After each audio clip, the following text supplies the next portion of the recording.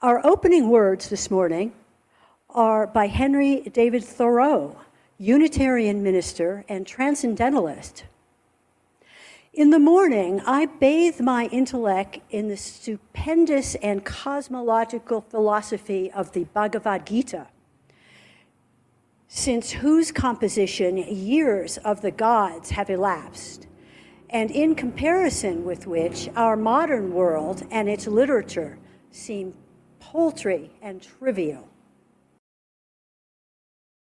Our first reading today is called Excerpts from a Complete Poem Analysis of Emerson's poem Brahma, and it was written on the blog named Pilgrimage of the Heart.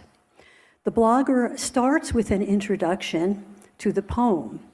The essence of spirituality and Hinduism is synthesized in the poem Brahma by the American philosopher, writer, and poet Ralph Waldo Emerson. The poem touches on essential themes of metaphysics and spirituality, while simultaneously being applicable to our daily lives. Emerson and his fellow transcendentalists, including Henry David Thoreau and Bronson Alcott, were among the first in America to explore the crown jewels of Indian philosophy, the Upanishads and the Bhagavad Gita. And now I'll read the poem called Brahma. If the red slayer thinks he slays, or if the slain thinks he is slain, they know not well the subtle ways I keep, and pass and turn again. Far or forgot to me is near. Shadow and sunlight are the same. The vanquished gods to me appear, and one to me are shame and fame. They reckon ill who leave me out. When me they fly, and I am the wings. I am the doubter and the doubt, and I the hymn the Brahmin sings. The strong gods pine for my abode, and pine in vain the sacred seven. But thou, meek lover of the good, find me and turn thy back on heaven. And now the blogger takes some time to explain what this poem means. I will take one stanza at a time in order to unravel the depth and beauty of this poem. The first stanza speaks of the eternal nature of the soul. The poem speaks in the first person, and it is the voice of one who has reached the pinnacle of spiritual illumination. The insights echo firsthand experiences of illumined saints and sages of all traditions, while the imagery and framework are from Hinduism. The supreme God in Christianity is the Father, and in Hinduism, the word used is Brahman. The red slayer can represent anyone who kills, and the message of the first stanza is that death is not the end of existence. In the second stanza speaks of non-duality. The second stanza is from the same point of view, but this stanza reflects the viewpoint of one who has transcended duality. The 5 dualistic conceptions that no longer affect the speaker are far or near, remembered, forgotten, shadow and sunlight, vanished and appearing, and shame or fame. Dualistic thinking emerges from undifferentiated consciousness. Through meditation and deep prayer, one can enter the realm of pure consciousness. In that state, there is no duality. Hence, fame and shame are the same. The third stanza discusses that all is God. These 4 lines speak to the idea that all activity, efforts, and results are ultimately the same energy. In the 4th stanza is pointed out that the meek shall inherit the world. The final stanza proclaims the majesty of the meek lover of good. Brahma says that many long to enter the ultimate realm of existence, but it is the individual who is meek and loves goodness that will be able to enter the realm of the truly sacred. This echoes Jesus' teachings from the Sermon on the Mount. Notice the last line, "Find me and turn your back on heaven." The insight here is that heaven is a conception of our minds and a thought-based dream, a hope that we carry within us in experiencing the realm of Brahma, that the seeker goes beyond the world of thought and has the direct experience of the ultimate reality. At that time, one goes beyond ideas and conceptions, and hence can turn your back on heaven and instead be in the ultimate. The blogger finishes, "In conclusion, it is important to note that Emerson was not writing from a theoretical or solely scholarly vantage point. He wrote, 'Standing on the bare ground, my head bathed in the blithe air and uplifted into infinite space, all mean egotism vanishes. I become a transparent eyeball. I am nothing. I see all. The currents of the universal being circulate through me. I am part or particle of God.' This transcendental experience is open to each one of us. It only requires that we spend time contemplating the meaning and significance of our lives. Prayer, meditation, yoga, and other spiritual practices can accelerate our ability to access this level of awareness."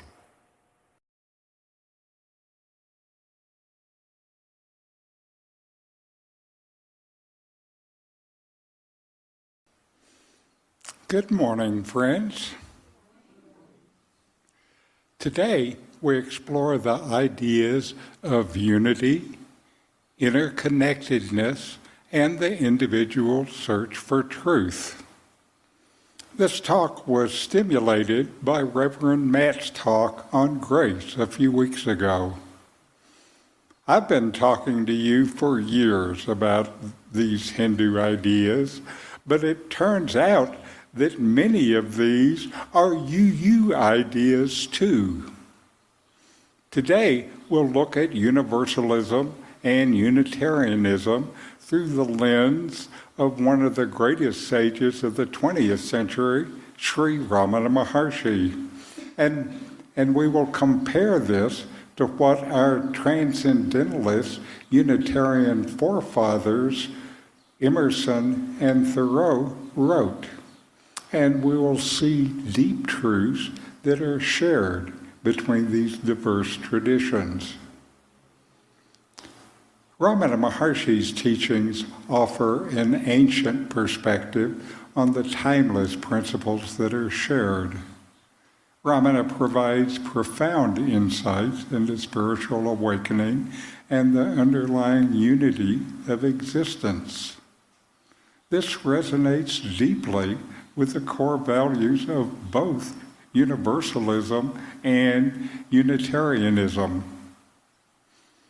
It is remarkable now to witness how two seemingly distinct spiritual paths, Universalism and Unitarianism, have converged upon a shared understanding of fundamental spiritual principles evolving from and reacting to Christian theology.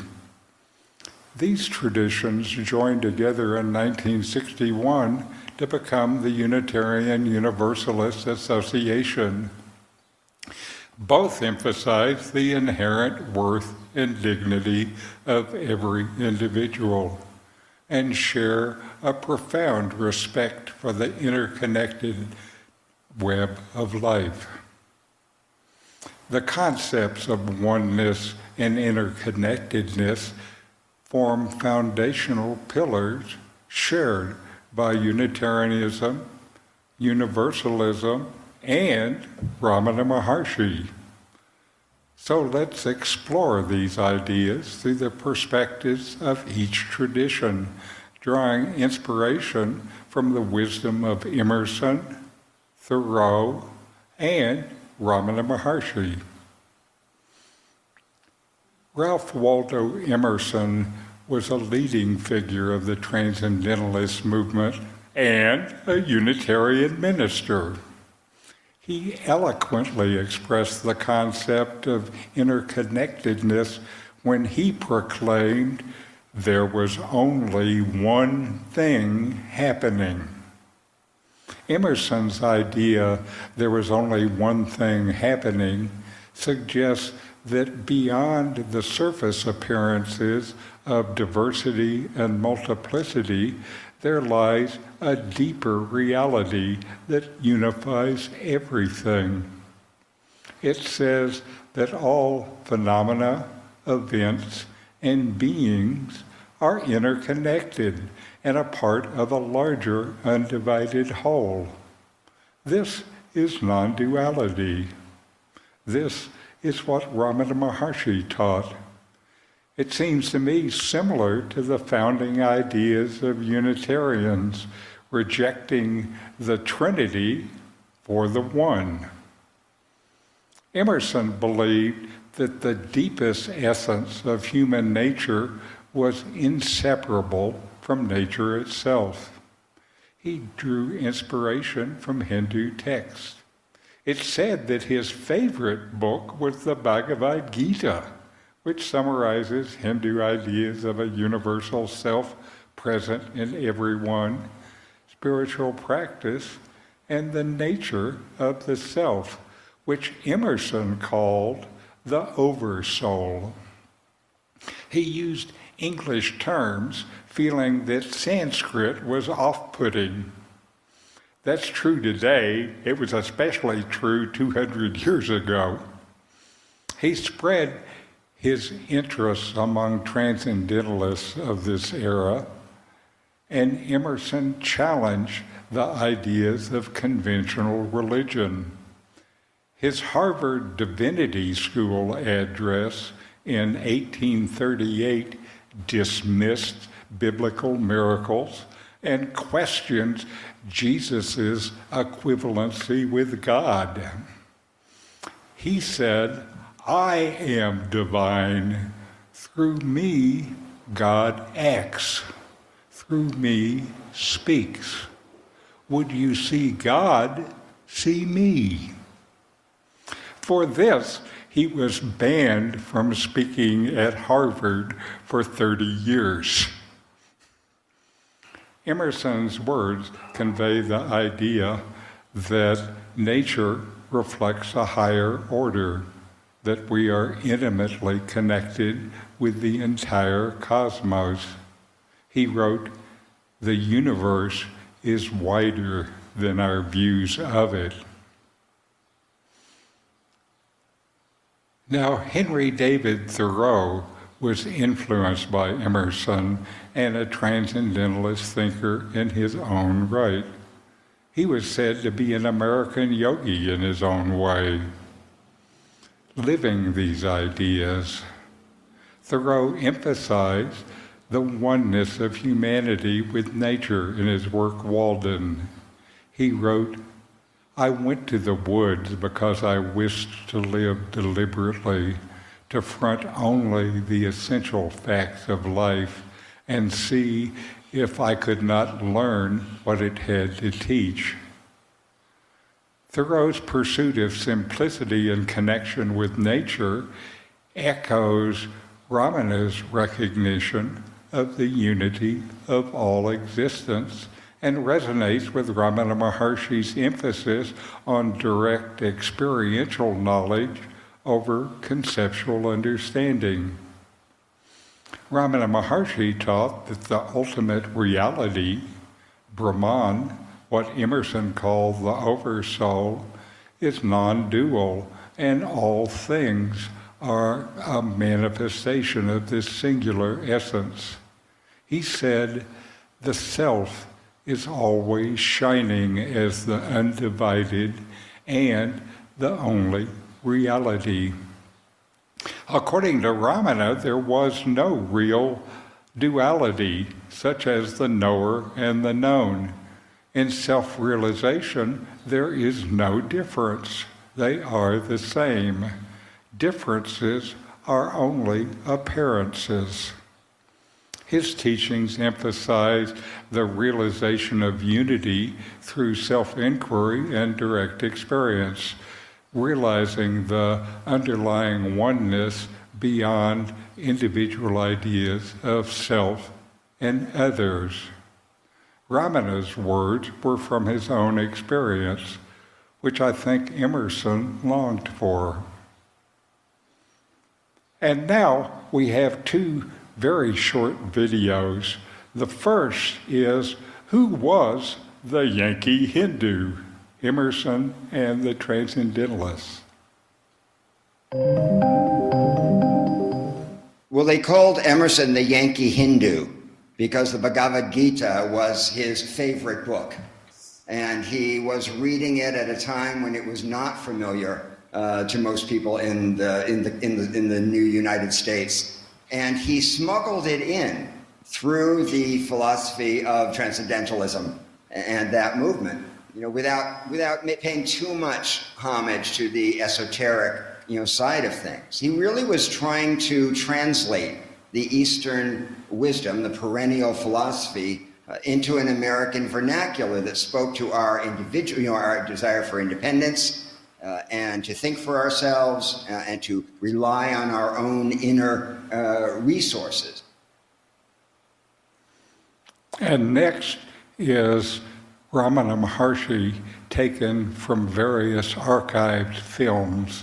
And I'm just showing this to give you some idea of him. His life is so different from what we know, and I thought the video would help get an idea. Ramana walking down the hill, the only time without many others, with Yogananda, with a cow, walking with a group, walking with a bigger group.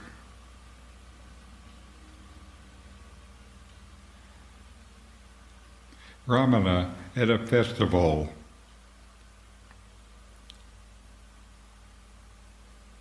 At a bigger festival.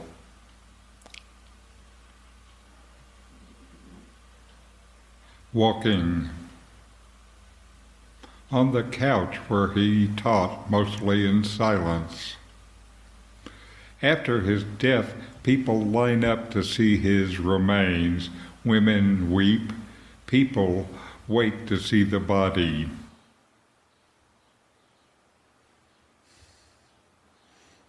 The Unitarian and Universalist traditions affirm the interconnectedness of all existence through our seventh principle, respect for the interdependent web of all existence of which we are a part. Ramana recognized the divine essence within each person. Ralph Waldo Emerson, in Self-Reliance, pointed to the direct connection between the individual soul and the divine spirit, highlighting the inherent unity that transcends external distinctions.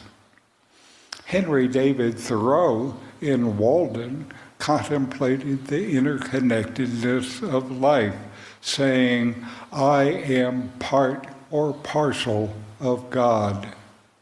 This is like Ramana Maharshi, who taught that the individual self, Atman, is ultimately the same as the universal self, Brahman. Thoreau's recognition of his essential unity with the divine essence mirrors Ramana's non-dual realization. Ramana, in his teachings on self-inquiry, emphasized the underlying unity of all existence. He said, "The one that sees God is none other than God." This profound statement says the subject, the object of perception, and the ultimate reality are fundamentally one and the same, non-dual. It parallels the Unitarian principle of recognizing the divinity within each individual and affirming the interconnectedness of all life. Now, how do Ramana Maharshi's teachings align with some of the Unitarian Universalist 7 principles? First, the first principle, the inherent worth and dignity of every person. Ramana recognized the divine essence within every person and that realization is available to everyone. This is the basic Universalist idea. The second principle, justice, equity, and compassion in human relations. Ramana emphasized compassion and selfless service as essential qualities on the spiritual path.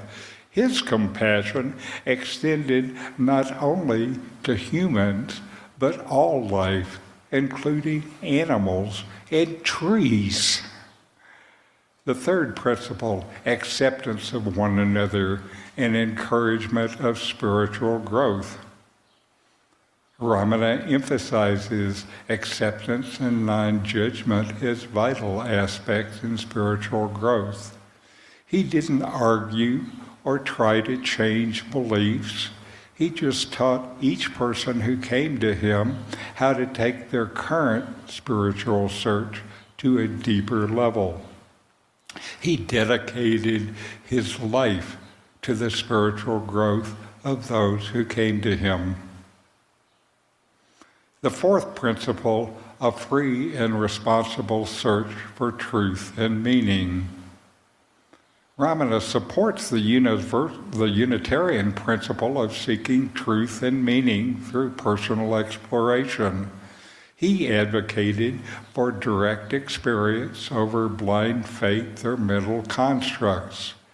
He taught that you have to find the truth within yourself, and that this is the most important thing you can do. Respect for the interdependent web of all existence. Ramana taught that in our essence, we are not separate, not different. We are only one. Through his teachings, Ramana invites us to awaken to our true nature for the benefit of all beings and the world.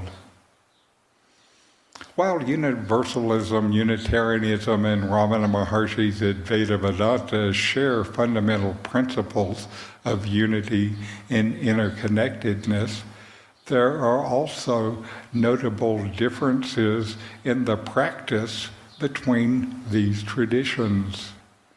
Unitarian Universalism features an open, personal search for truth. You are told to keep looking.